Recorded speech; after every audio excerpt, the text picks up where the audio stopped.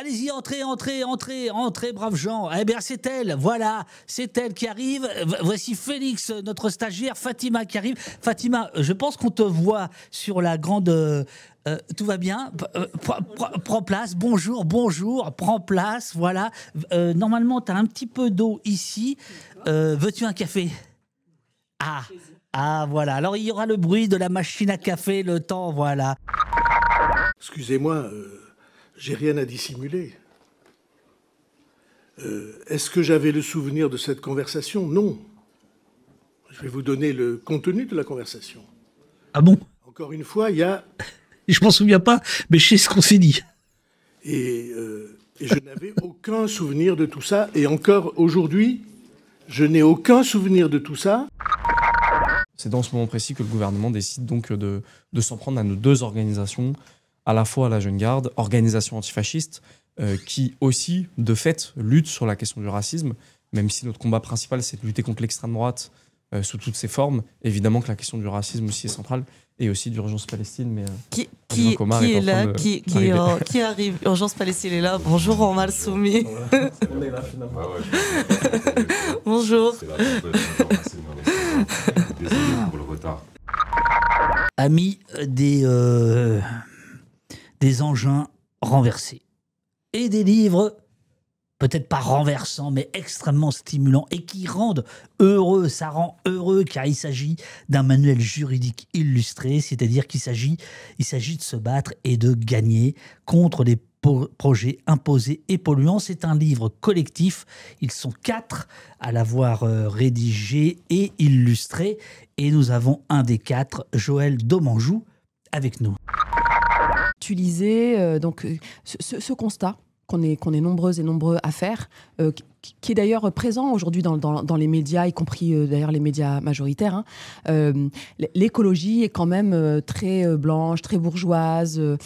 Et donc cette idée que les populations donc non blanches, racisées, les femmes, les minorités, les marges finalement, elles sont invisibilisées. Sous-entendu, c'est pas qu'elles ne s'intéressent pas, c'est pas qu'elles n'ont rien à dire, c'est simplement qu'on ne les laisse pas s'exprimer, on leur donne pas suffisamment de place. Ce qu'on dit, c'est effectivement, il y a des pensées, il y a des réflexions. On n'est pas simplement des corps en fait non blancs et qui avons besoin d'exister dans l'espace majoritaire. On a des choses à dire, on a des héritages, on a des patrimoines, on a encore une fois des débats entre nous. Donc c'est pas simplement voilà, il y aurait pas comme ça une homogénéité en fait dans les pensées non blanches ou dans les pensées des personnes racisées.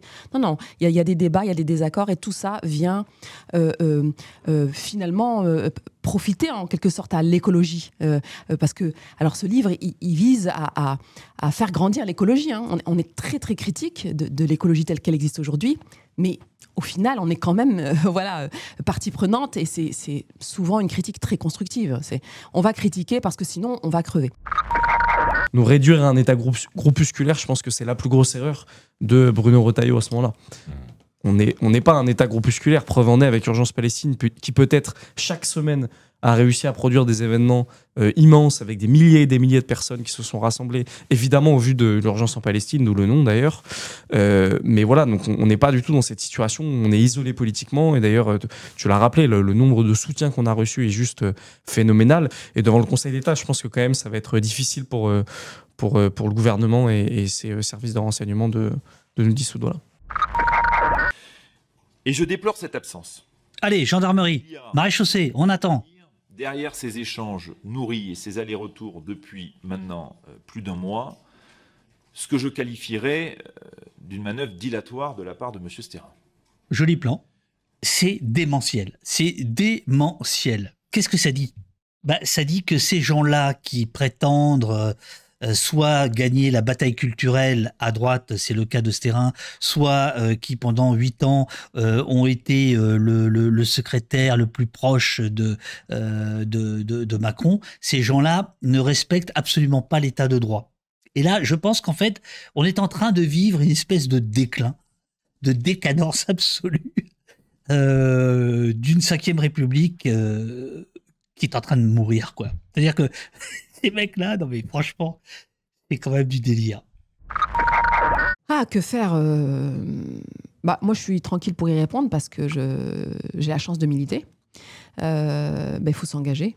Je veux dire, je ne vais pas inventer l'eau chaude, mais il faut s'engager dans des organisations politiques. Alors précisément, je vais essayer d'être concrète pour ne pas partir comme ça dans les nuées, mais moi je crois beaucoup, alors je le disais à l'instant, c'est pour ça aussi que j'y travaille, au municipal 2026. Voilà, pour nous qui habitons en France. Parfois, des fois, on a l'impression comme ça, le propos il est trop vague, trop abstrait, ou qui paraît comme ça trop radical, révolutionnaire, etc.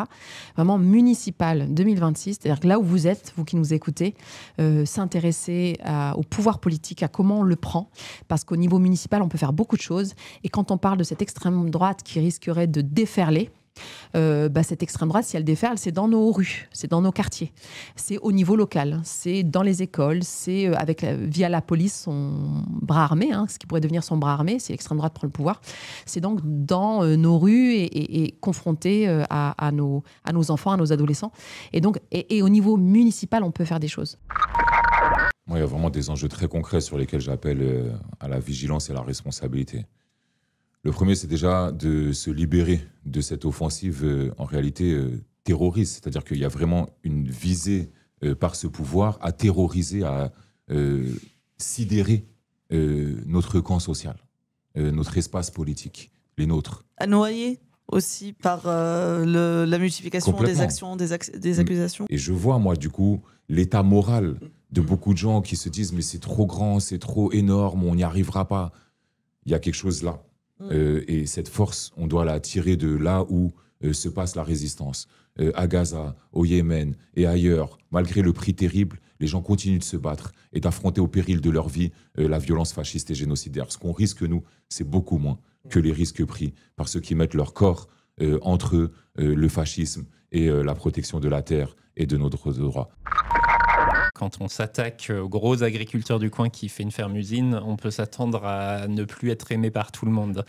Et souvent, il a beaucoup de contacts, il connaît tout le monde, il est potentiellement aussi maire de sa commune. Ça, c'est quand même le cas dans les ruralités, c'est un schéma très récurrent. Et après, il y a les questions de terroir aussi, si on s'attaque aussi à des produits du terroir, où le gros aménageur public, c'est peut-être une famille qui est implantée depuis un moment.